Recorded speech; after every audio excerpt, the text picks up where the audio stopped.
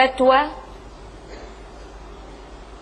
يجب على زوجات رجال الأعمال أن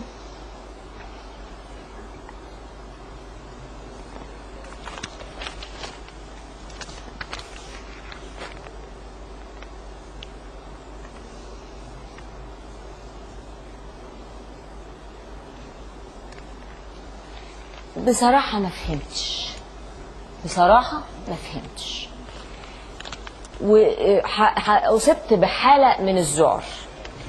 الكلام اللي مكتوب في الجورنال، وأنا طبعا يعني بحيي فضيلة الشيخ إن أنت قبلت إن أنت تيجي ونناقش الموضوع على الملأ، لأنه موضوع حساس للغاية.